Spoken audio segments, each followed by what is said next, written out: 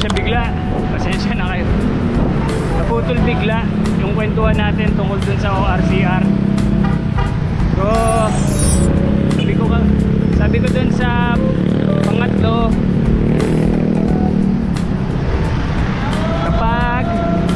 kapag yung kasa ang mag-aasikaso or yung pangalan, kapag yung dealer mismo mag-aasikaso nung ORCR natin,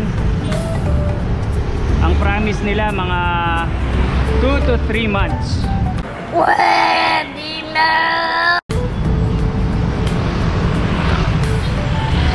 2 to 3 months daw makukuha na natin.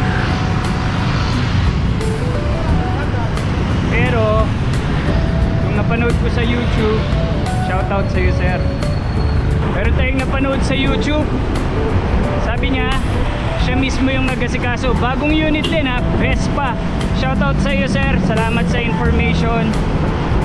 Hindi ko lang alam yung pangalan mo, pero ang ginawa mo, bumili ka ng Vespa, tapos ikaw mismo ang nag-asikaso.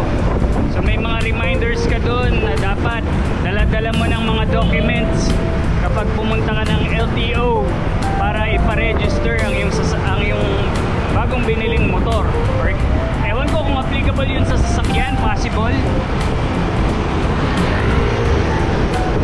So ang ginawa mo, ikaw mismo ang nag-register nung nabili mong Vespa. Siyempre ang unang reminder niya, since bago ngayon, hindi ka makakapunta doon ng dala-dala mo yung motor, diba? So nagpunta siya doon nakasasakyan sa LTO. Tapos ang dala niyang mga documents ay yung stock of record. Tama ba? Stock record ba o record of stock? Basta ganun. Stock record ata. Stock record, police clearance ng motor.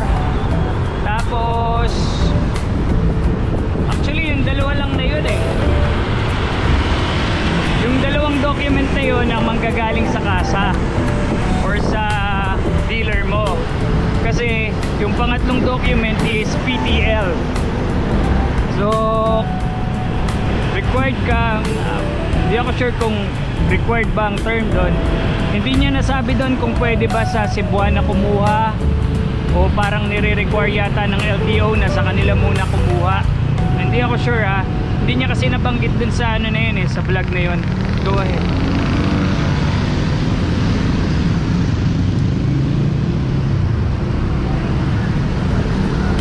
Hindi niya nabanggit dun sa vlog niya kung pwede yung insurance from sa mga Cebuana, mga ganan. Pero dun sa video naman niya, hindi naman siya sa mismong LTO kumuha eh. Meron lang parang third party dun. Yun, sa tatlong documents yun.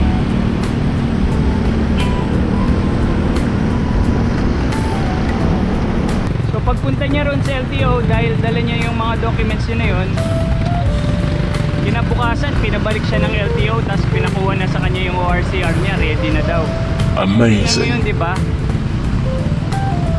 Nakuha niya kaagad yung ano niya, ORCR niya. Dapat ganun eh, kasi binili mo eh, lalo na siguro kung cash mo binili.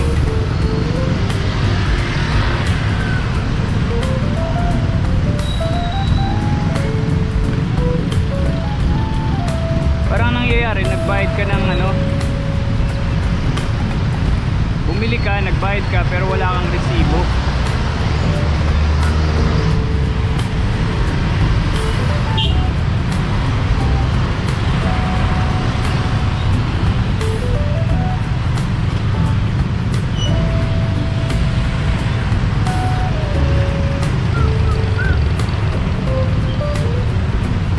Napakadaming motor.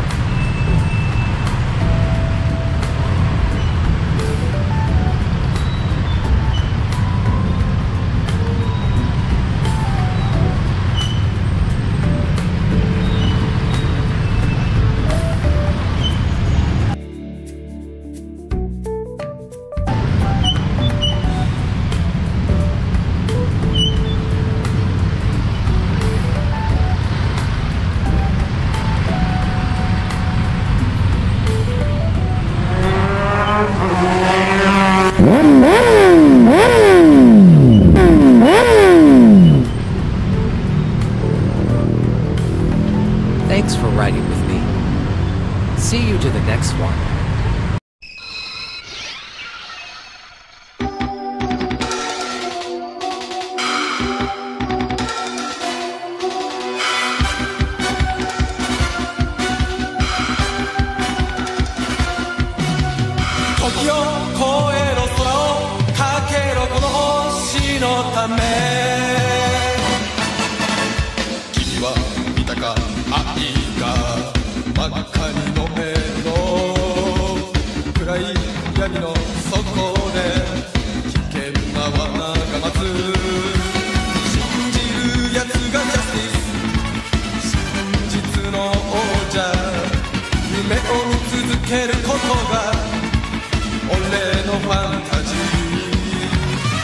生きることが好きさ青く浮かぶコスモ